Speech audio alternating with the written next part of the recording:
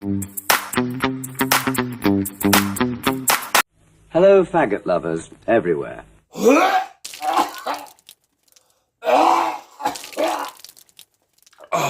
Sorry about that.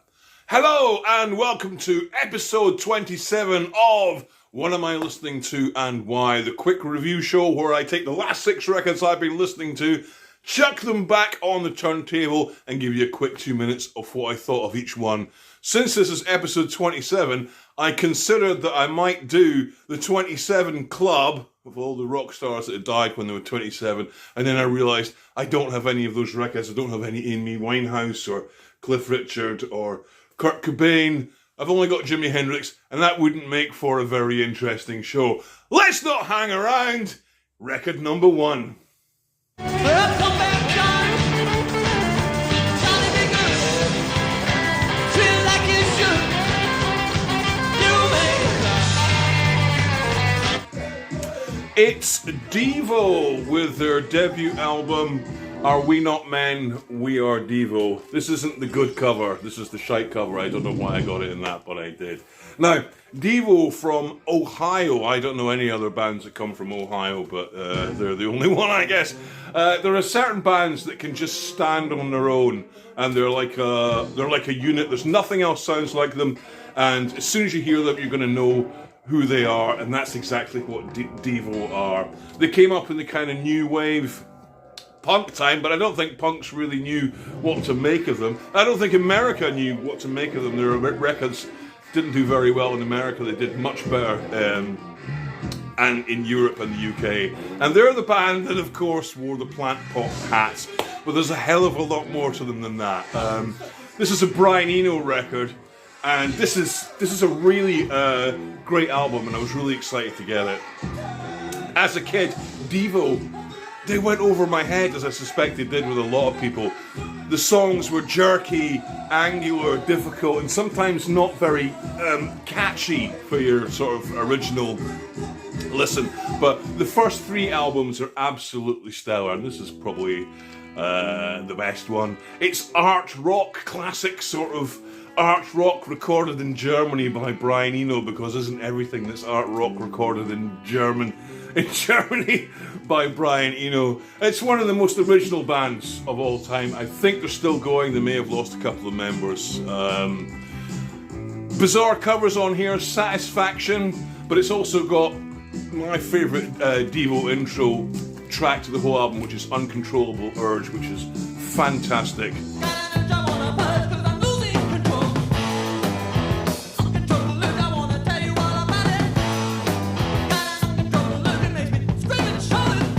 It has superb choreography, as does a lot of their stuff. Parts of this album almost sound a little bit like Talking Heads, but not to their detriment. They're still unmistakable. Best tracks, Mongoloid, Gut Feeling, Come Back Johnny, and of course Uncontrollable Urge. I'm going to give Devo, it's very difficult to score because it's all high scoring this week, man. Just gulped.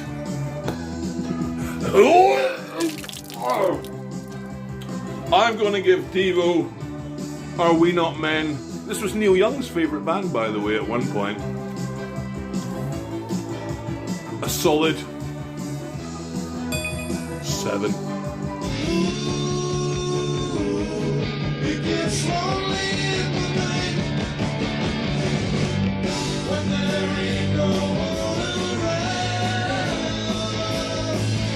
Record number 2 is Bram Tchaikovsky, if that means anything to anyone, with their 1980 album, The Russians Are Coming. Now, I purely bought this. I sort of remember Bram Tchaikovsky as a bit of a kind of cruddy kind of new wave group of the late 70s, early 80s. New wave power pop thing. It's actually Peter Bramall from, I don't know if you remember the band The Motors with their shite records, which I kind of liked, and Airport was their big record. Anyway, this is his sort of second stab, his second bite of the cherry, where he called himself Bram Tchaikovsky, which just seems like an absolutely brilliant move. You can't fail.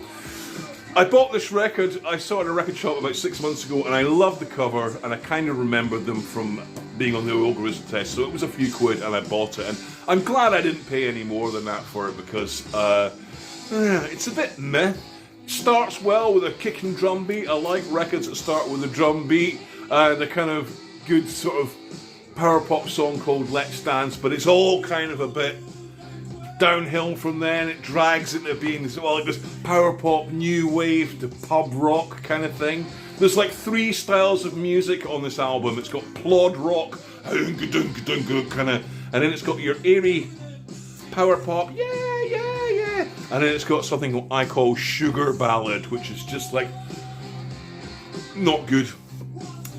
Never really happened for them. They had 4 albums and a live album. They couldn't fucking give it away, unfortunately. But this is a time when you could have a record deal, sell nothing for 4 albums, and still have a record deal because the company wanted to, nurture your career. It's hard to see who this is for because they're clearly too old to be in the punk rock new wave world, but their music is a bit too young to be in the proggy, the sort of bald but long hair world. So this is a sort of record that pleases no one. I really love the cover art. It's the best thing about it. I like all that kind of Soviet style stuff. The Russians are coming and all that kind of stuff. I've listened to a lot this week and it really outstays its welcome. By the time you get to the end, you're really glad it's over. When it rocks pretty good. But one of the things that spoils it is the vocals are too good. They're doing all this kind of sort of new wavy style, but the vocals are kind of prog lush, and it doesn't gel, and it starts to get irritating. But this is a little bit of a guilty pleasure for me. I play it once every 6 months and enjoy the good bits. I guess it was fine at the time. There are better examples of this kind of thing. Fisher Z, for example, are an example of this, but they are a lot better. So I don't really know where their place is. Let's Dance is a good track, and The Last Dance, New York Paranoia is a good track, and it's kind of fine for the time. Worth a listen once or twice, but don't get too excited. I'm going to give The Russians Are Coming by Bram Tchaikovsky a fine for the time 5.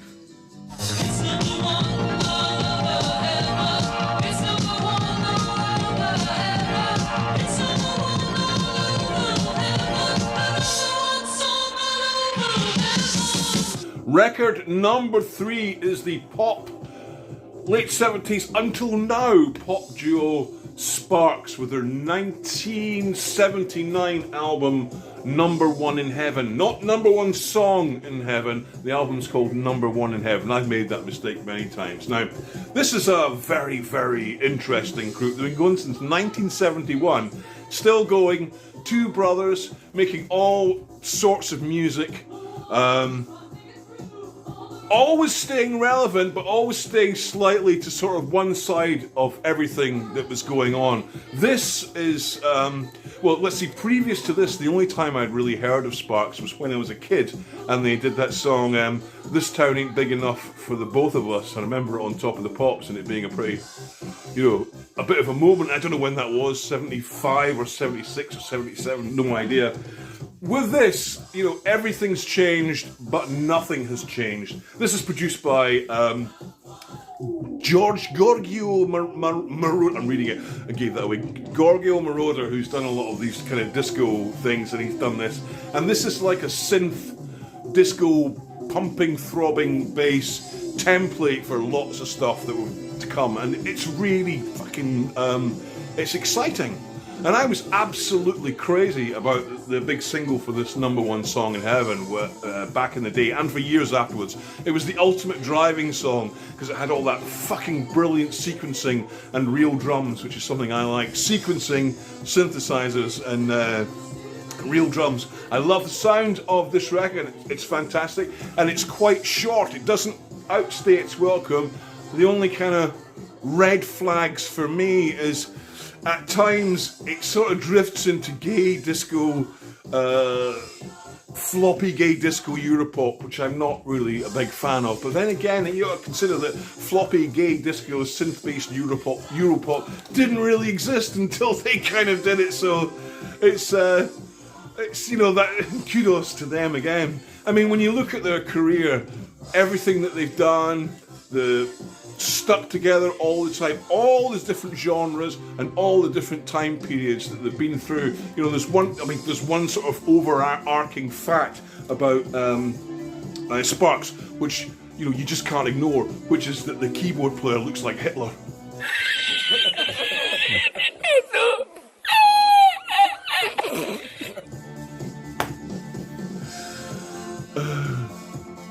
Side 2 gets a little bit tiring, and by the time that all rolls round, I'm kind of happy for it to end. I did enjoy it, but I'm kind of happy when it's over, and it's not too long. It's only about, I don't know, 30 minutes. The best tracks are the singles Beat the Clock and Number One Song in Heaven, which has the extended version of on here, which is fucking great. It's got that boo boo syndromes and the sort of downbeat start, and then when the whole thing kicks in, it's just fantastic. It's one of the best kick-ins ever. It's hardly ever been bettered. So yeah, Number One in Heaven. It's gonna get a seal of approval and a glossy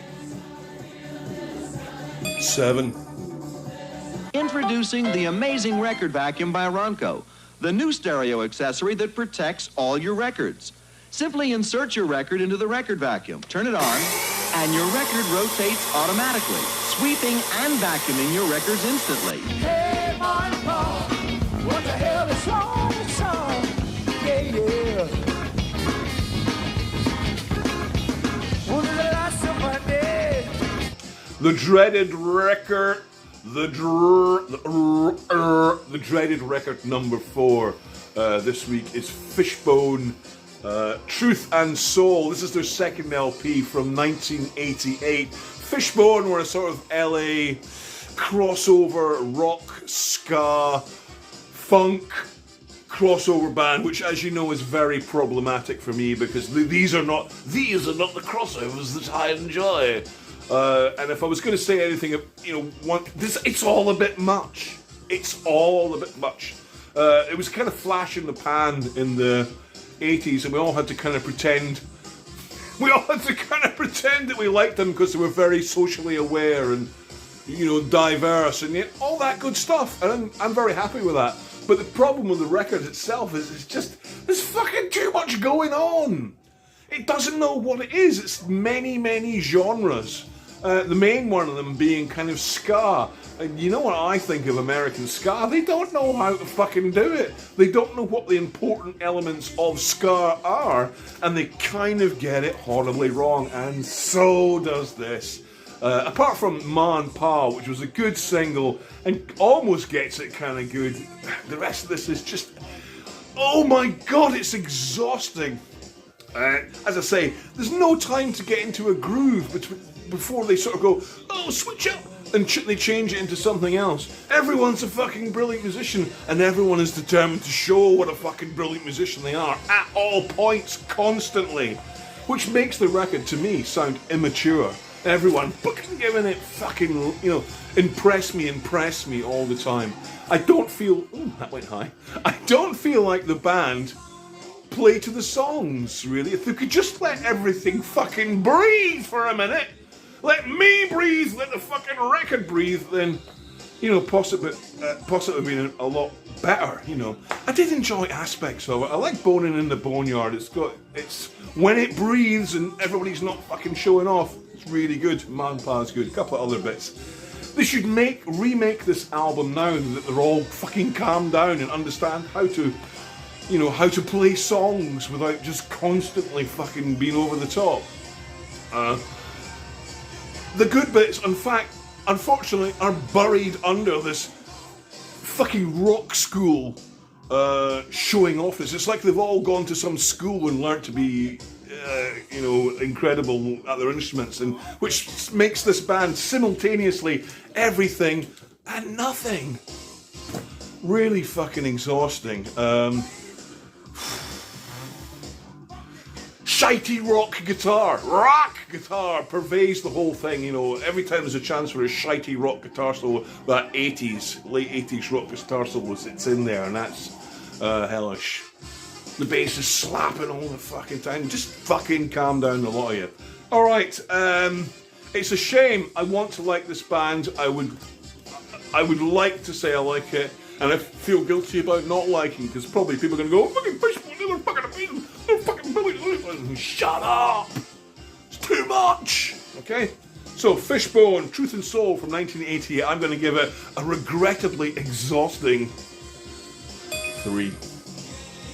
I remember the starry night we met. His hair black as jet. He wore a citron by how far met. Record number 5 is the bizarre and unexpected satanic doo-wop of the band duo Twin Temple. Literal satanic music in a doo-wop form, recorded in the 1950s, 60s style. Now, how the hell did I come across this? Quite a strange story.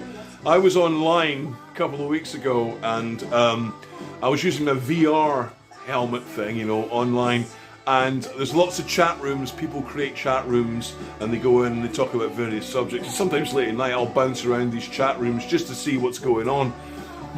There was a chat room called Satanic Chat. I mean, you're gonna, aren't you? I mean, you're gonna go in there. So I went into Satanic Chat, and there was a lot of what looked like American middle class social workers sitting around, and when I arrived, bung, up here, they all went, "Hail Satan!" So I went, "Hail Satan!" Anyway, they were sitting around talking. It was all very normal. There was very little satanic stuff going on, but they had this video on in the background, and it was this. And I kept looking at it and thinking, I really like that. And then they told me it was a satanic doo-wop band called Twin Temple, so I did a bit of research and managed to get hold of one of their records, and I really, really like it. The satanic content could easily be missed. If you weren't looking for that and didn't listen to the lyrics, you could easily pass by the satanic content, but if you do listen to the lyrics, it's pretty clear. This was recorded live and undead in a day and a half. All the takes are the full band live. I think they did one, it says here, they did 1 or 2 takes on each song. The production, even though they're trying to do a 60s doo-wop production, it does go into the red a little bit too much, I think. But it's not really a problem, but you can hear your stereo burning out. Now, what is Satanism, I hear you ask? Well, Satanism really in America at the moment, it's really just it's just kicking back at what's going on there, really. It's really just a freedom of speech movement, separation of church and state, feminism, all of that stuff. And, you know, for that's great. They call it Satanism, and it upsets a lot of people. I don't know if they're really into Satan. Maybe some of them are really into Satan, you know. They've got another LP called God is Dead. Nice, which I haven't heard. But the people in America are really fucking upset by this. They get death threats. The duo Zach and James, Alexandra and Zach get death threats all the time. And they've had thousands of Bibles sent to their offices. Alex Jones, the famed nutcase broadcaster, has described them as the evilest thing on the face of the planet. So, for that reason alone, you should definitely get this. There's some great EPs that are unfortunately not on this record, which are sorely missed. They're a great listen, whether you're a Satanist or not. That's not a sentence I'm used to saying. If you like doo-wop, 60s kind of rock and roll sensibilities, then definitely give them a go. I think it's really fun. Best tracks on this: Lucifer, My Love, I'm Wicked, Sex Magic. It's all good, except at the end, the very last track is actually a Satanist incantation. Nam faratu me soto. It's like that. when that comes on, I'm off that fucking sofa in about 2 seconds taking it off. So apart from that, yeah, fantastic. I am going to give Twin Temple, Bring Your Signature Sound, Satanic Doo-Wop from Bring Your Satanic Sound. Bring Your Signature Sound, which is what it's called, from 2019, their debut LP, a Weight Loss Silver Star. We should have Pentangle 8.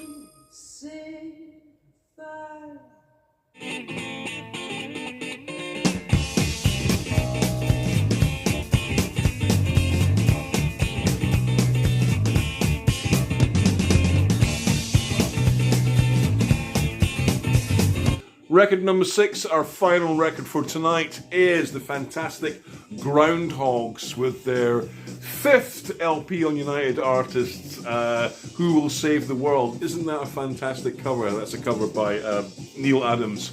Now, I'd never heard the Groundhogs. This came out in '72. I'd never heard the Groundhogs. I bought this record on spec, and the reason being, it'd been misplaced in a record shop, and it was in the Zappa section. And I thought, I don't recognise this Zappa album. And I looked at the cover and thought, well, I fucking love the look of that. And because it was in the Zappa section, I went and bought it completely on spec. And I was terrified that it was going to be a boring, ballsy old blues album and just bore the tits off me. But unfortunately, it's not that at all. Yes, it is kind of English blues rock. It's got psychedelic touches, but it's so much more than that. The band is so much more than that. The other album you might know is Thank Christ for the Bomb, is their other kind of big record. They're a power trio, hippie drippy. They look hippie drippy, but the music is not really. Tony McPhee, Peter Cruikshank, and Ken somebody on drums. I've really done my research there. Now, being as fucking amazing as they are, I don't really know why this band weren't bigger at the time, considering all the fucking boring prog drivel that was out in 1972. This is a bit prog drivel too, but it's prog drivel in the best possible way.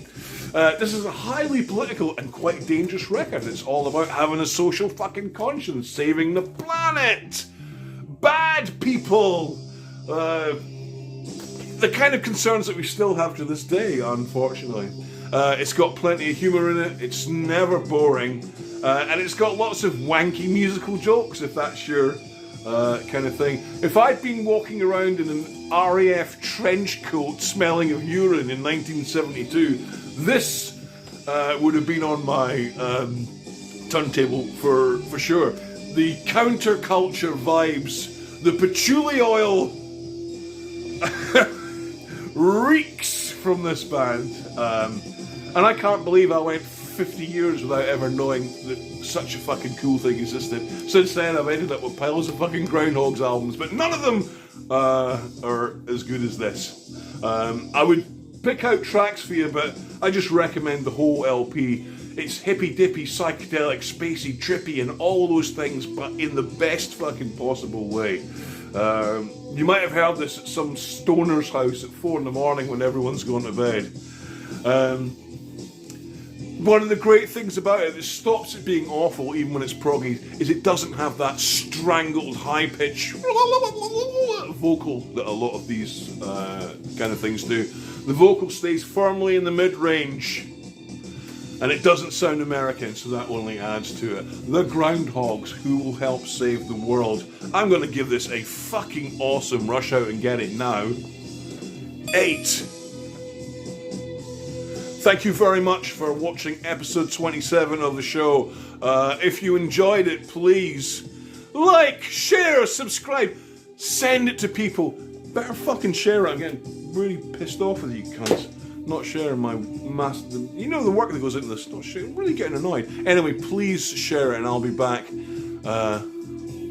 If we get it up to 1,000, I'll come back. That's always the rule. We made it just in time last time. Thank you very much for watching. Love to you all. Have a great life.